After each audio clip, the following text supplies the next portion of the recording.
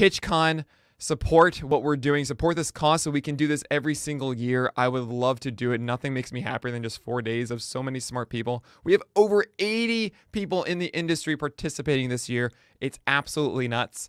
So really huge thank you to everybody watching, everyone participating in it. And let's kick off day 3 with Barton Smith. Barton, hey. Welcome to PitchCon. Thanks for having me. I'm happy to be here. Oh, of course. So if you guys don't know Barton has been introducing seam-shifted wake to everybody this offseason. I was very lucky to be involved in that Zoom call where he showcased it, had a fantastic presentation. And here you are going to talk about it as soup to nuts, or nuts to soup. I think I'm putting that backwards. But I'm excited for this. Everybody that's curious about what is seam-shifted wake, why should I care, what does it do? Well, Barton's here to help. So without further ado, I'm going to let you take it away, okay? Okay. So I have a... Are you seeing this? Yeah, you're good. Okay. Sorry. This is a new technology to me, so let me get this going again. Okay. Yeah. So if you had it backwards, then I have it backwards too. I think it's soup to nuts. But I'm gonna cover everything here, except for how we make these measurements. That's something that if anybody wants to talk about, we can do that later. But I wanted to go all the way back to talking about aerodynamics and why pressure is important on a baseball. When I hear people talk about baseball aerodynamics, I hear a lot of hand waving about turbulence and things like that. I'm going to try to convince you that really what's important is if the pressure is different on one side of the ball than the other.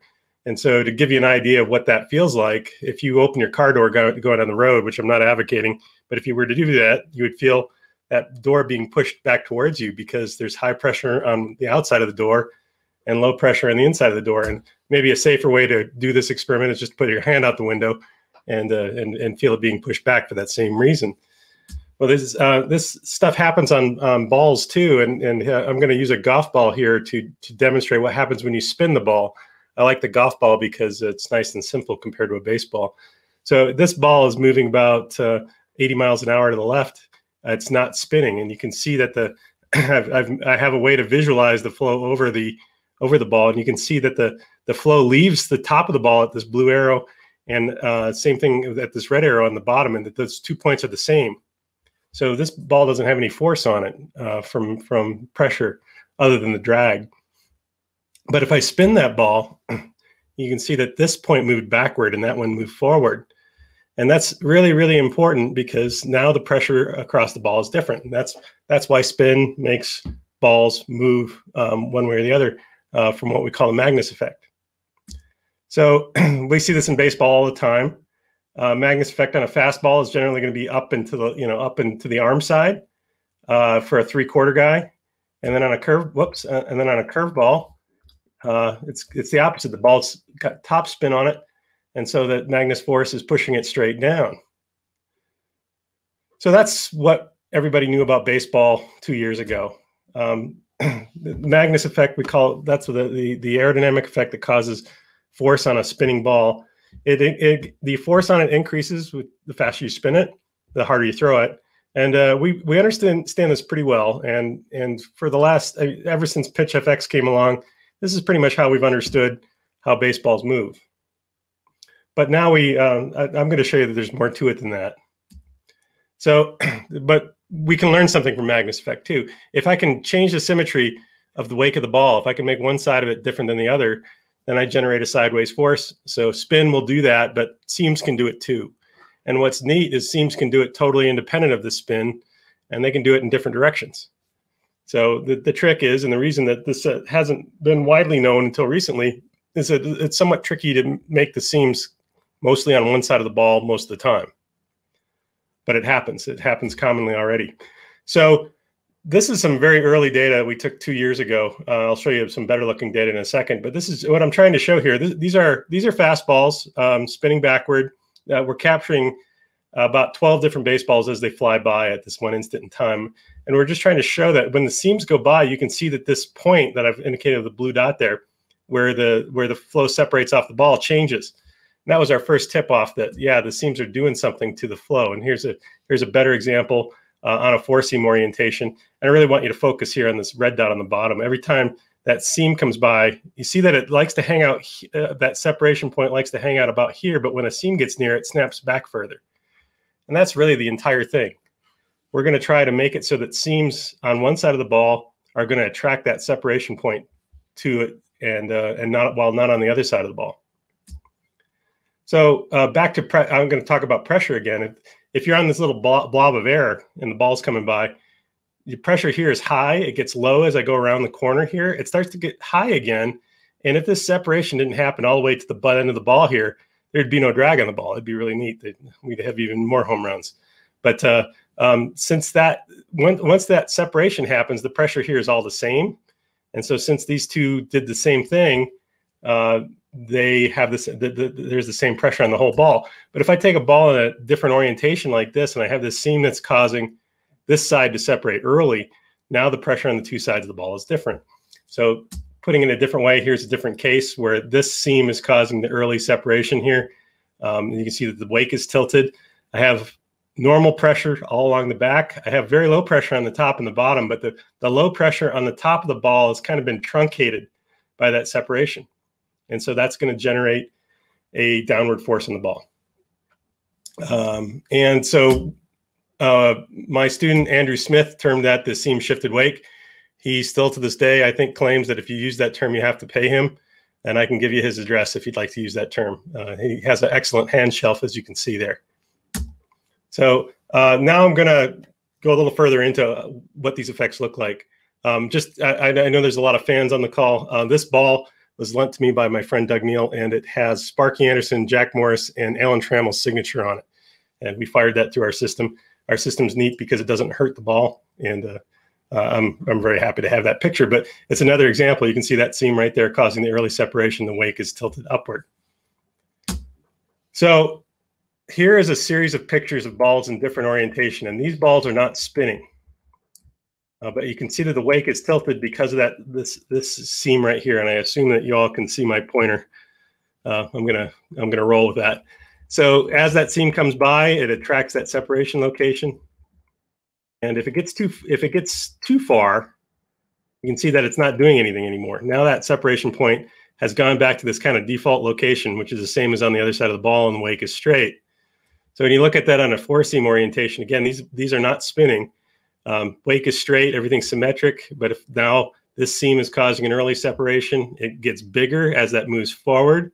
But if I go too far, it no longer can maintain that. It snaps back to here, and now this seam is starting to cause the early separation. So one thing that's really interesting is look how deflected that wake is here, and if I take one step in the other direction, it snaps up the other direction completely. So it's very sensitive, and small changes in orientation can have a huge impact. So what Andrew discovered through a lot of testing is that generally, excuse me, if the seam is located in this red region here, which is about 18 degrees in back of or 6 degrees in front of a line through the center of the ball, then the separation happens there. If there's no seam in that region, the separation will happen in this default location about up to 12 degrees behind that.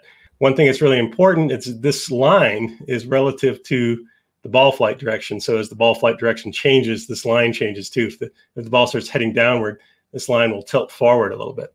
I'm not going to get into that, but that can have a major impact too. This is what I find most people struggle with. They see seams and they think automatically that they're going to do something. They only do something if they're in this region.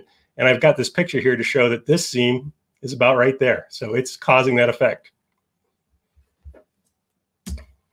So we're quite a ways into this before I realized knuckleballs are seam shifted wake pitches. They always have been. So these are exactly the effects that are causing these balls to do the weird things they do.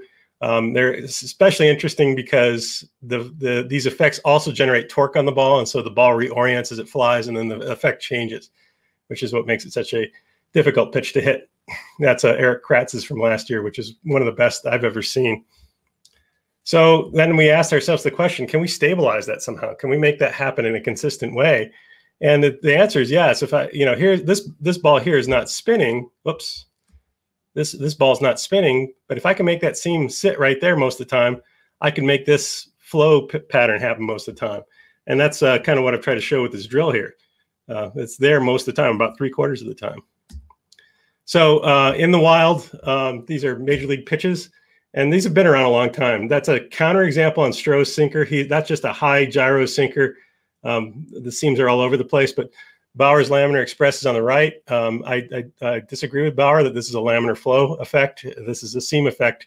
It's happening because of this seam that is on the left side of the ball right there. And it's not the back of the ball that matters, like he thought, but more the front where that seam is located. So the orientation matters. And one of the things that I think a lot of people struggle with when we talk about this is the fact that the ball can be oriented differently, even if it's on the same axis. So this little video is kind of trying to show that these two balls have the same axis, but they are oriented somewhat differently. And we have 360 degrees in two directions to modify that orientation. This is one of the exciting things about this topic, is that there's a lot of possibilities out there, since there's so many different ways that you can orient the ball.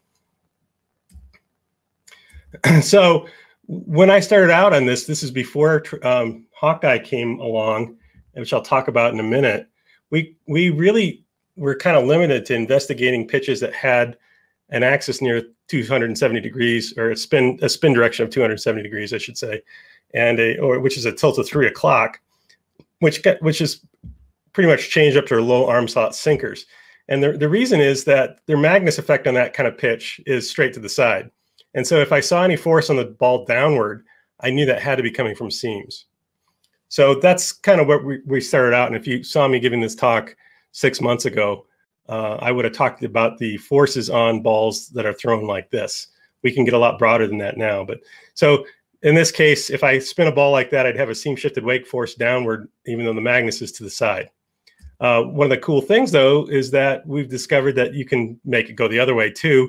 There's really no limit to the number of directions that the seams can push the ball. It just happens that that downward direction I showed initially is what we get from the way people generally hold the ball. So Strasburg was very big to me early on because he has such a pitch. That's what Michael Augustine calls a disco ball changeup. You can see the downward action on it, but that ball is spinning almost straight to the side and a little bit upward. But if you go and look at the vertical acceleration on that thing, it's being pushed down like a curveball, at least some of the time.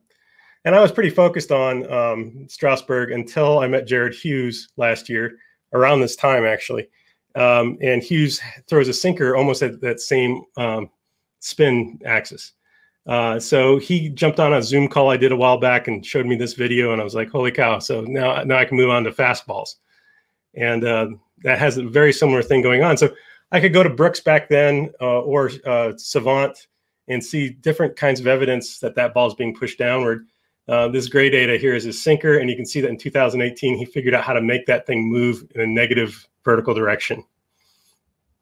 And from the Savant data, they give me the vertical acceleration, and I've divided it by gravity to turn this into G's. So this is negative 1.04 G's.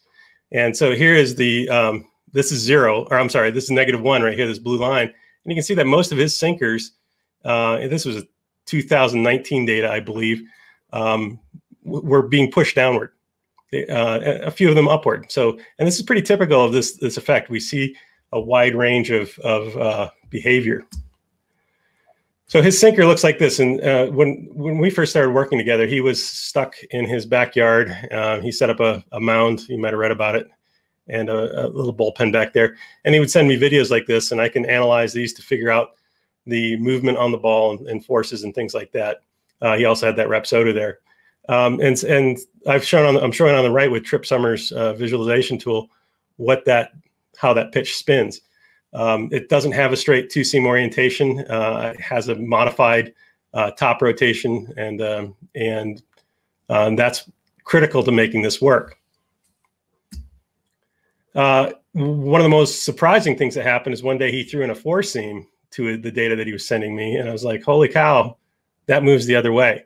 So the interesting thing about these two pitches, and I'll highlight these more later on, is they have exactly the same spin axis and the same RPM and everything else, but they have two different movement profiles on them. And this really opened my eyes to a lot of the things that's going on in the majors today. So I need to take a step back for a second and explain to you a term that I'm going to use a lot for the rest of the talk, and that's inferred axis. There's different terms for this. Some of you may have heard me lamenting recently that there's a lot of different ways to describe things in baseball, and it can be very confusing what someone means. So I want to make sure that this term is well defined. Inferred axis is what you used to see if you went to Savant or to Brooks or anywhere else, any kind of site or device that is using the spin of, using the movement of the ball to try to figure out how it spins. So this was done by, they would simply measure the movement. TrackMan measured movement very well, and they would have the RPM of the ball from TrackMan, but they wouldn't know the axis. And so they'd apply a MAGNUS model to it and say, well, it must be spinning on this axis. We call that the inferred axis, or IA. And nowadays we have the actual axis, and the biggest tip-off to seam-shifted wake happening is when these two things don't agree. So I think I've covered everything here. Yeah, so now we have HAWKEYE. It sees the ball, so that's going to give us the actual axis, and I'll talk more about that right now. So in 2020, for the first time, the HAWKEYE system was used in Major League games, and this is a MLB picture of the system. There's a lot of cameras. We really, for the purpose of this talk, only care about this one. This is in the center field wall, and it actually watches the ball all the way, or most of the way, from the release to home plate. And using that, they can come up with the actual axis of the ball. So I predicted, I wish I'd put a date on this, that we're pretty neatly going to divide our understanding of baseball pitching between the pre-HAWKEYE era and the post-HAWKEYE era. It's really changed everything about how we see this stuff, how I see it anyway. So this is illegal raw HAWKEYE data. Here's something like 29 photographs of the baseball. And if you look carefully, you can see that this one's more zoomed in than that one. That's because it's traveling to home plate. And the system actually identifies the seams and figures out how it's spinning. And from that, they can get the RPM and the so-called tilt or spin direction, and as well as the gyro or efficiency or active spin, depending on who you're talking to. So we know everything about how the ball is actually flying now. It's acquired at 100 frames per second, so you get in pitches typically about 0.4 seconds, so there's about 40 images. And the 2D data is currently available in the MLB public API. There's no efficiency data that's public right now, except for the averages of all pitches for a certain pitch for a certain pitcher. If you go to the leaderboard on Savant for spin, it will show you the so-called active spin for Jared Hughes' sinker or something like that, but not on a pitch-by-pitch basis.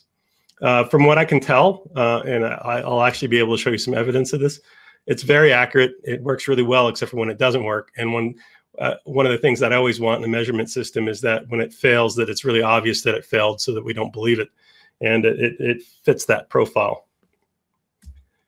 So I'm going to show you a lot of plots like this, and I want to explain what they mean. This is the optical axis versus the inferred axis. So the optical axis comes from photographs of the baseball from the HAWKEYE system. So that's the axis it's actually spinning on. If you use a Rapsodo, it reports the optical axis. Yacker probably does also. I'm not as familiar with it. And so do the smart baseballs that you can buy. Inferred axis comes from a MAGNUS model. And this is what you see anytime somebody's using a TrackMan system, basically. Interestingly, this is still reported from the HAWKEYE data. Even though they get the axis optically, they also report this inferred axis. And the main reason is so that you can see the kinds of effects I'm going to be talking about here. So generally, left-handers throw on low spin directions, right-handers on higher ones. And if you have pitch data that lies on this line, that basically means the MAGNUS model works. If these two measurements of the spin axis agree, then that means that there's no seam-shifted wake happening. Hopefully that's clear. This is really essential to the rest of the talk. So we first described this in a paper that's on Baseball Prospectus. My co-authors on that were Alan Nathan and Harry Pavlidis. And it's an article I'm very proud of. One of the first articles that came out about this. So I like to start with a counterexample. I like to call Garrett Cole's fastball the least seam-shifted wake pitch that you're ever going to find. And you can see that it lies smack on the line. And in fact, for some reason that I can't figure out, it seems like the Yankees got a better Hawkeye system than anybody else. And there's no outliers on this at all, no misreads. And not only that, you can see that his observed axis varies a little bit, and the inferred axis varies with it, so that they're really well correlated to each other, and the blob is actually diagonal. So this shows me a lot of things. It says that he doesn't have any seam effects. It also gives me a lot of confidence in this measurement system that it works really well.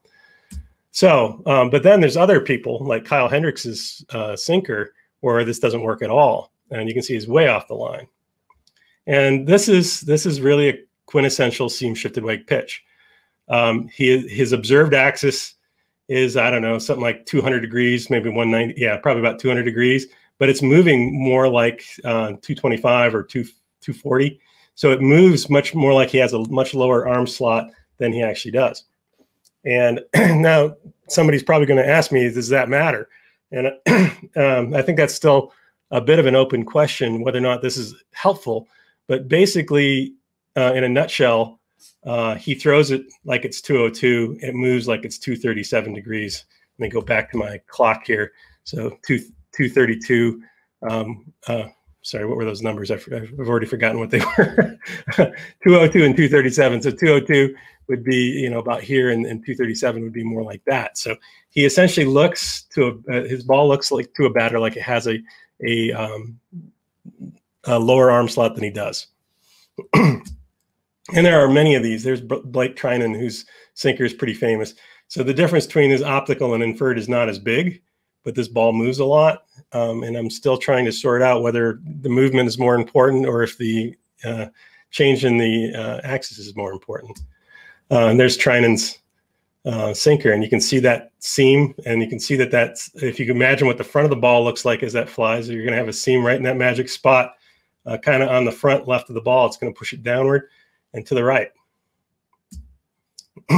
Then you have people that this was never meant for at all, and I'm going to use my friend Jared Hughes as an example of that. So his four seam, as I've mentioned before, moves the opposite way due to seams that his sinker does. So these pitches both, you can see here that they're both at the same height on this plot, which means that they have the same axis, but they're moving radically differently, something like 50 degrees between them. So that's basically saying that take his arm slot, which would be this diagonal line. One of them is moving like it's steeper than that. The other one's moving like it's more shallow. Here are those two pitches. I showed them to you before. The blue is the sinkers, and the red is the four seamers. And I wish I'd gotten these started at the same time, but hopefully you will be able to appreciate that one is being pushed down and the other one's being pushed up. And the Magnus on both of these pitches is almost straight to the right. So almost not involved in this at all. Brad Keller is one of my favorites to look at. He does a lot of this. Now, if you look at this one carefully, you see that these four seams are a little lower on this than the sinker. So that's saying his arm slot actually gets a little lower for that four seam, or I'm sorry, a little higher, a little closer to 180. So he has some change in the way he spins these two pitches, which is pretty common. And until a year ago was our understanding, I think, of what a two-seamer was, that you change the way you spin it a little bit. But he's also getting huge seam-shifted wake effects on that, as evidenced by how far those two blobs are off the line. There's Max Fried, he's another good one. Framber Valdez. So now I want to talk just briefly about what this looks like league-wide. And these are Alan Nathan's plots from our article. And he looked at changeups, four seams, and sinkers. And what we found generally, this is the average of every pitcher that throws that pitch is one of these dots. And you can see that generally the changeups and the sinkers for right-handers are below the line. For changeups and sinkers for left-handers are above the line. And the four-seamers are exactly opposite of that. I'm going to show you in a minute that, in my mind, these two are the same. That's a bit of heresy, I think, that I want to try to preach today. Here's a really interesting plot from that same study that shows how much total movement these pitches have compared to how much axis shift they have. So this is observed minus inferred. And it shows that for sinkers, I can get a lot of axis shift and still maintain a lot of movement. But for four-seamers, axis shift and movement tend to be anti-correlated. I lose movement as I get the axis shift. CHANGEUP's a little tougher to read. I am very confident that if we had more data here, it would look just like this now. Okay, then this is lame. I'm a professor, and I'm going to show you a video of myself talking. But there's a lot of directions I need to point to, and I want to make sure I get them right. And so rather than doing this live, this took me 4 takes to get this all right, and I would probably blow it if I did it live today. So I'm going to just play this. This is on YouTube. If you try to explain why seam shifted wake makes a four-seamer go one way while a two-seamer goes the other way. So I have here the ball that I've used in the past to demonstrate kind of a laminar express orientation. You can see this seam by my thumb here that looks like it's sitting in one place. I've been pretty hung up on orientation in the past. I'm probably going to walk that back a little bit. So I'm starting to believe that it's not as important as I thought. But still, we see a lot of pitches that have this telltale seam steady in one place. And this one's designed to kind of optimize that. So if I have a pitcher that throws the ball at 12 o'clock, I'm going to hold that ball something like that and spin it backward. And when I do, I don't have any seams near the region that's important, which is slice through the ball in this direction, right through the center of the ball, vertically, if the ball is moving towards you. However, if I add an element of gyro to that, so that one end of the stick is closer to you than the other, like this, and I spin that ball again, now I can see that there is a seam that is near that hemisphere plane most of the time right here. And that could be done better or worse. In some cases, it's in a more optimal position and the ball will move more. That's basically how that laminar express ball works. If I take just a straight two seam and I do the same thing, and again, I'm just imagining somebody throws straight over the top so that this axis is horizontal. Now, if I add a bit of gyro to it, I have the same thing, maybe not quite, oh, sorry, yeah, sorry, it's over here. Same thing, maybe not quite as optimally, but I have a seam that's underneath my finger there most of the time. And that's going to cause the ball to deflect that way, arm side. Okay, now let's focus on a four seam. So if I have a four seam thrown straight over the top and it's back spinning like this, these seams that are kind of in the middle of the ball here are going to, at one point, cause the wake to flap up or down, but the net result of that is going to be zero. It's going to cause the wake to oscillate more. The ones on the ends here can't do anything because whatever this is going to do, that's going to undo a quarter turn later. So it's just because everything's symmetric, there is no force in the ball. Now, if I add gyro to it, when I say gyro, I'm always talking about the type you typically get for a player of that handedness. So for a right-hander, it would mean that this arm side of the ball is closer to home plate than the other side. Now these seams are going to cause early separation on this side. The seams on the other side are now in the wake of the ball, and they don't do anything.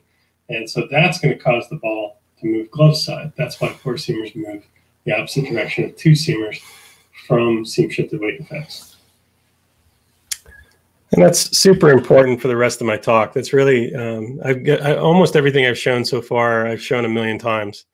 But really what I want to emphasize today is that 90% of what we can say about seam-shifted wakes in 2021 comes down to four-seamers or two-seamers, and the fact that they move, the seams move those two orientations in opposite directions. Okay, so I've recently been looking at some other pitches and discovered some interesting things. This is more new. So I have a couple left-handers here. These are changeups. Daniel Norris plays for the Tigers. He has one of the more seam-shifted changeups that you're ever going to see. But I went searching for changeups that move the wrong way, in quotes, and I found just a couple. The best one I found is Jordan Montgomery of the Yankees. And I happen to know somebody at the Yankees, and I called him up and said, hey, does he throw that thing four seam? And they confirmed that, yes, he does. So it's very rare for a pitcher to throw a changeup four seam. But if you do, it will move the ball towards the glove side. And if you throw it two seam, it will move the ball towards the arm side, just like the sinker. So I'm claiming sinkers and changeups are really pretty much the same thing. And then my favorite example is Kyle Hendricks, who you think, well, he's really not very consistent here, until you realize these are two different pitches. They're both called changeups, but there are really two different pitches here. And as Rob Friedman pointed out to us a few years ago, he throws them two different ways. And it took me a minute to realize this one's four seam and this one's two seam. And sure enough, one group's on one side of that line and the other group's on the other side of that line, which is pretty neat, I think. So what about other pitches? You may have heard me say on Twitter or somewhere else, curveballs are not very interesting in this space. And I think the reason is that there's a pretty good mix of people throwing curveballs different ways. And when you look at them all together, like the Alan Nathan plots I showed earlier, nothing sticks out. They kind of average to zero. But if you go looking specifically for this, here's a couple of right-handers, and you can see that their curveballs are on opposite sides of the line. This Chad Green curveball is the more typical example, with the ball being pushed to the gloves, or to the arm side. I'm sorry, the glove side, because most curveballs are thrown four seam, but Jose Barrios throws his two seam, and it moves the opposite direction. Right? And all of this, just I should be careful when I say moves. I mean moves away from the Magnus direction. What the additional movement that is due to seams is in the arm side direction for Barrios and in the glove side direction for Green. Important to note here, the fact that these balls are spinning in the opposite direction of fastballs has no bearing whatever on seam shifted wake.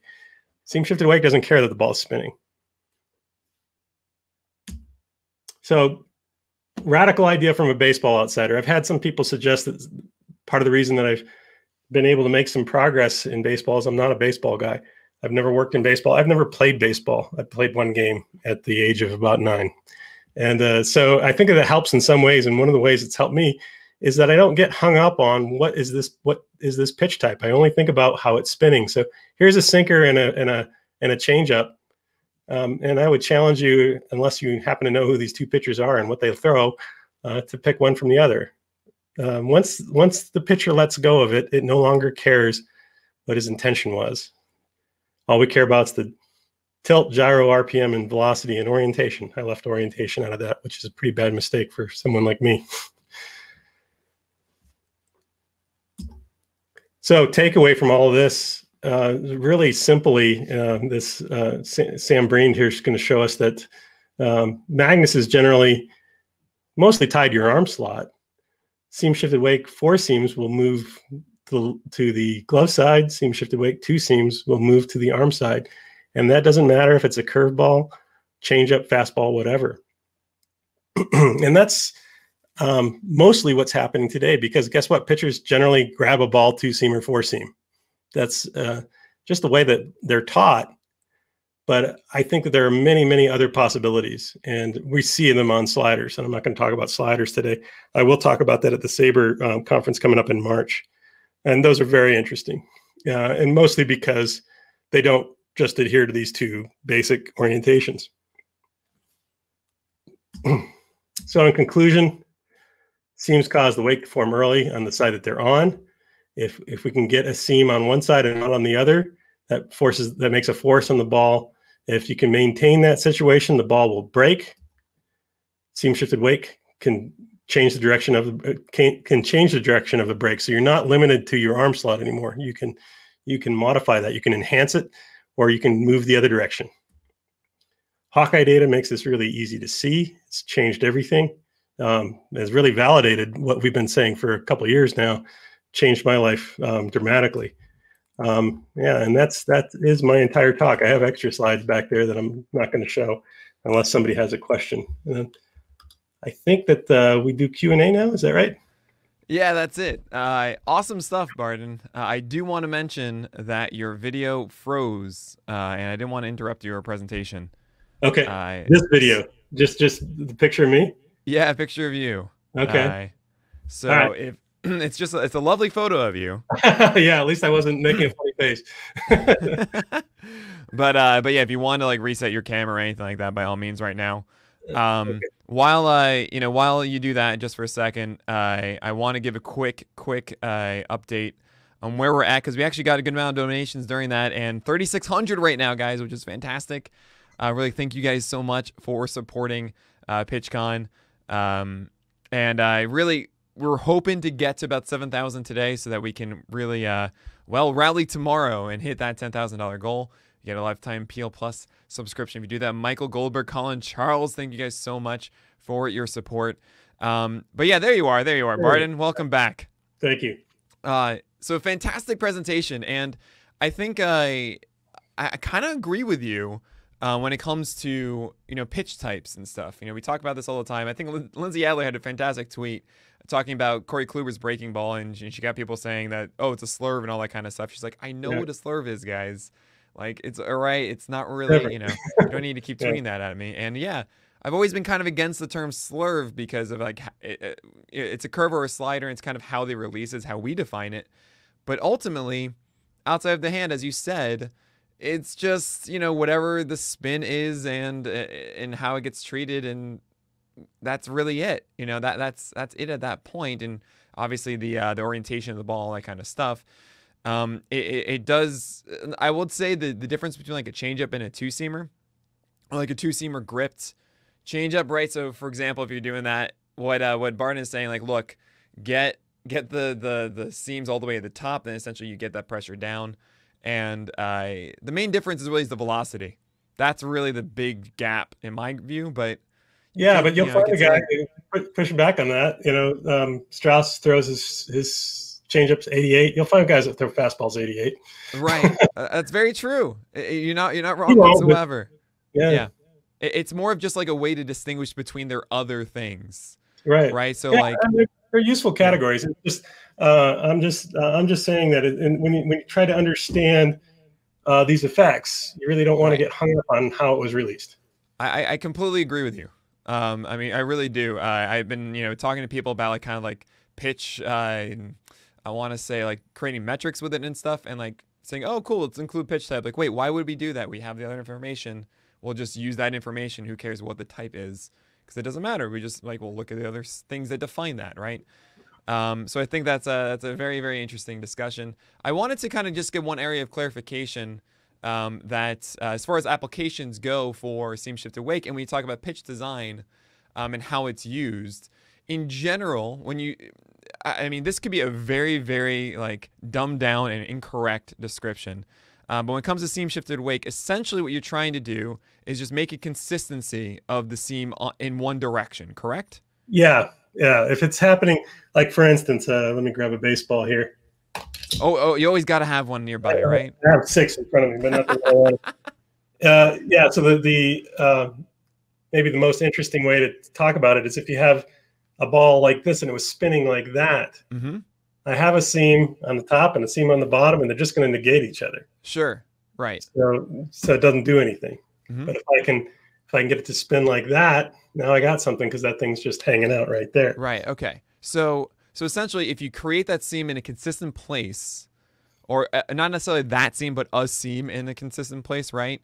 Yeah. Then in a particular place, it has to be right on that one spot. So I'm just saying, because it's not like the seam is actually that part of the baseball is always in the same spot. It's like just having a seam around there, right? Most of the time. Right. Yeah. And then what's happening is wherever that seam is pushing in the opposite direction. Generally, yeah. Yeah. Okay, well, no, exactly. So one of the, let me just clarify one thing. I get this question a lot. If I threw a ball like this, there's no seam shifted wake. Right. Because you have opposite. No, because this thing is not in the right spot. It I see. It needs to be up here. And so that's where the gyro comes in. Now I've got it in the right spot. And so people see a seam that's in a consistent place and they say, oh, that's a seam shifted wake pitch. And most of the time when someone sends me that, I say, no, it's not. It needs to be on the edge of the ball. Gotcha. And that's a point most people miss. Oh, that's a really, really great point. Okay. So there's a GIF that I've been marveling at since I think it was 2015. It's Noah Syndergaard in the World Series against Kansas City Royals, and he throws this two-seamer to Escobar, And essentially, he's going straight over the top with it. And I think about, you know, all the days like, okay, this is how you throw a two-seamer. And then some saying, yes, you go straight over the top with it. Some say you go on the side of it. But essentially, if you're going over the top of it, and what happens in this pitch, it's just essentially just takes off in this direction. So the reason that's happening is because he's so on top of this, but I guess slightly tilted, that he's getting the pressure on this side, pushing it that way. Is that correct? Yeah, it changed the direction of the pitch. You would expect that thing to be pushed straight up. And you got it to go arm side as a result. Oh man, I wish I had that GIF on file right now. Yeah, I'd like to see that. For reasons I'm not really clear on yet, there are cases I see, you know, not common but frequent cases where you just explodes, like the two Dustin May's pitches to Machado last year. Everybody talked about those look really exceptional, and I don't really understand why they were exceptional, but I do believe that they were seam effects.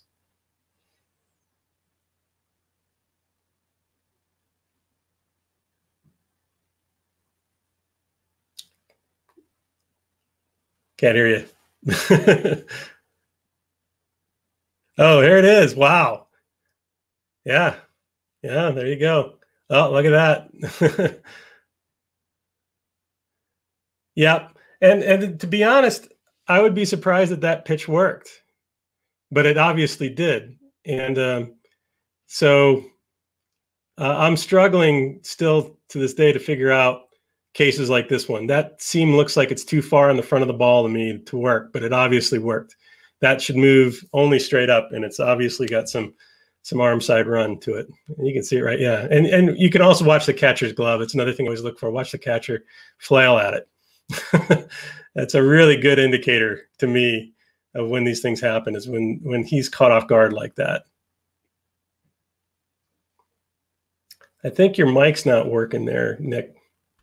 There we go. Hey there guys. We go. Okay, yeah. Is it because it's slightly tilted here? It's not completely straight over the top. Is that why? Because you're keeping this a little bit more up here? He has the seam in a consistent place. It's on the. You got to imagine what the front of the ball looks like now. So if you look at the front compared to where the back is, and you know what a baseball looks like, it's pretty easy to imagine that seam that you're seeing there. Let me see here if I can grab the right ball. He's throwing it like this. It looks just like that, really. I should backspin it. What surprises me is he doesn't need to have it more gyro. If he had it more gyro, and that seam is getting closer to the side over here. Gotcha. Okay. To me, it looks like he's throwing it about here, which puts that way on the front of the ball. And one of the things I secretly suspect is that pitches like that one. Well, another thing you always have to consider is that ball might have been scuffed. So that's always a wild card in all this. I've recently had a major league pitcher tell me and show me how that happens. It's not as rare as I would have thought for a pitcher to receive a scuffed ball. But I also think that there are cases where you get a ball that just has an exceptionally large seam on it, and that 6 degrees I talked about becomes 10 degrees as a result. Right. Man, I remember the balls I used to get in high school. They called them super seams. Yeah. Oh, those are the best. Yeah. We're going to start testing those pretty soon, because my kid's 14 and I want to know, should he be trying to do this or not? I mean, I remember just being able to grip a curveball like so easily back then. It was the best. So a couple things really just about, again, seam shifted wake and, the inferred versus the I guess inferred and observed, right? Right. Yeah. So actually, I've been noticing on Baseball Savant, guys, you can look at this stuff. There are some searches for it. I think we'll see a little bit of that in a future presentation. It's possible we'll definitely get you guys some sort of tutorial for that as well. Yeah. But I mean, I know you're not. You even said like, look, I am not involved with baseball. I just love this stuff. This is great. I played baseball once. A lot of people watching this certainly have fantasy teams, and they're looking great. Seam shifted wake. That's awesome. What can we do with this? And do you think? And I know you might not have an answer for that. That's okay. But I mean, essentially, when someone has seam shifted wake, all of a sudden. It was really interesting. You mentioned Brad Keller has a good amount of them. You mentioned Framber Valdez, Kyle Hendricks. These are guys typically for us that have performed better than we kind of expected. Right. Can I give you a counterexample? Please. Julio Teheran is one of the most seam shifted guys out there. Really? Yeah. And so what I think often happens with guys like him is that they can go very rapidly from being very good to very bad, and that's what happened to him last year. And I strongly suspect that part of the reason he didn't forget how to do these pitches. It's obvious from the data he's still doing them. I assume he always was, but I think it can be that one organization knows how to use it either intuitively or analytically, and another doesn't. So you switch organizations, and all of a sudden the pitch calls are not the ones that you should use for that kind of pitch. So he went from being a very good pitcher to a very bad one in 1 year. And I know that happens a lot, but I strongly suspect if you look at the pitchers with a lot of seam shifted weight going on, there's a lot of them on the Tigers. And I'm excited to see Teran go to the Tigers because I'm hoping that they are going to straighten. I'm a fan of his, and I'm hoping they're going to straighten him out. So I do think that they're, for fantasy baseball people, this is got to be interesting, and I'm not quite sure I can tell you what to do yet. But watch out for Julio Teran. Well, the other side of it too. I mean, you made an excellent point. I think that people need to really understand is not just necessarily about like the two seamers, right, and the changeups. Like the Devin Williams airbender has to be a ton of seam shifted weight. Like how else is it going to be moving as much? It's not. It is not. Get out of here. That's all Magnus effect. It's amazing. He just spins like crazy. Yeah, it's because it's so flat. Like it's so much like this that it's even on both sides. It's not tilted enough. He's throwing it with very high efficiency and he spins it like crazy. So that's just a biomechanic freak thing. Amazing. Okay. Well, Josh you heard it here, guys. Another one that I thought, well, we're going to find out really interesting things about Josh Hader. And no, he's like Garrett Cole. It's just totally straightforward. That's crazy. Man. Okay. So I had a point I was going to make that now I'm just kind of blown away that Devin Williams does not have it whatsoever. No. Okay. So four seamers, right? We hear this all the time. We actually saw a really good video with Pitching Ninja, I believe, with Tyler Glasnow, talking about how instead of like this, he's always kind of gripped it to the side. And that's why you see that cut action. And there's this there's a term that's kind of thrown around. Is it a cutter? Is it a cut action? I think cutters are just seam shift awake four seamers. Right. Exactly. Yeah. That's what I've kind of concluded. And and Garrett Cole gets right behind it is what you're showing. Like he gets straight on top of it, and that allows for that general rise. Is what you're saying. Yep. Yeah. Garrett Cole doesn't want seam shifted weight because he wants that low approach angle, and he gets that from it, as I showed in that one plot. When you get axis deviation on your four seam, you lose movement right away. So he wants that big movement. He wants that thing to ride like crazy. So I have another example of that same thing was Trevor Bauer, which I found really ironic because he's the guy that put me on this whole thing. He doesn't do it. He's totally giving it up.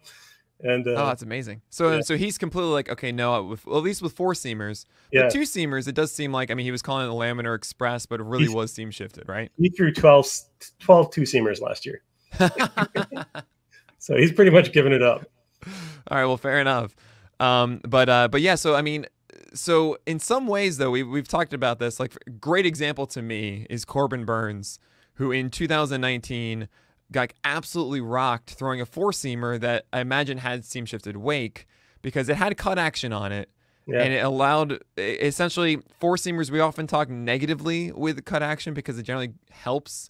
It comes a little bit farther down, doesn't have as much rise, and it falls into the barrel often for hitters. But instead, he kind of leaned more into it, turned it into a cutter, and now instead of falling into the barrel, it's falling underneath it. So it's something to think about when it comes to like how much seam shifted weight you got. It might be like I don't know, middle ground of like a valley and then another jump back up for efficiency. I absolutely believe that, and I also think it has to do with what your other pitches are too. So if you're throwing that cut four seam and you don't have the sinker that's going to look really move really differently than that might be worse than if you did have that sinker. So I'm not sure about that. Definitely. I definitely Alex Fast. The other way. The reverse happened yesterday. That's amazing. Okay. He made the comment a while ago that, seam shifted wake is not necessarily good. And I totally take that point. I think it can be a very bad thing. But I think that now that we understand what it is, there's a much better chance of using it correctly. And going back to Julio Teran again, I think that if you use it incorrectly, you're going to get shelled. And I'm hopeful that now that we know more about it, that people will be able to use it more wisely. Oh, definitely. I mean, it's such a, it's fascinating because I've always kind of, I don't know. I couldn't quite explain what was going on, and I'm so happy you finally like, hey guys, this is what it is. I'm like, oh, thank you. You know what's funny? Thank you.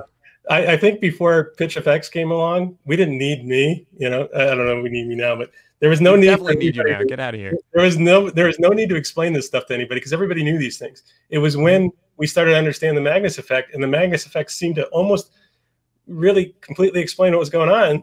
People forgot about seams, and then for years we had systems that wouldn't show us that this was happening, and so now we have the system that you can see the whole thing, and we're back to where we were 50 years ago. Our understanding. Yeah, now with more scuff balls because we realized, oh yeah, that's definitely what we want.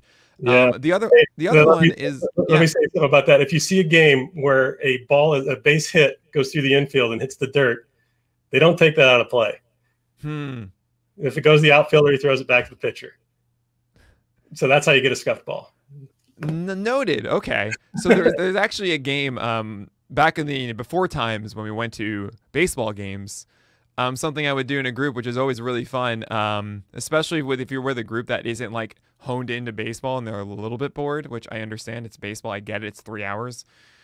Is we play the ball game, which is where everyone puts in $1, and then every time the ball changes, is like a new ball shows up, you pass the dollar pool to another person.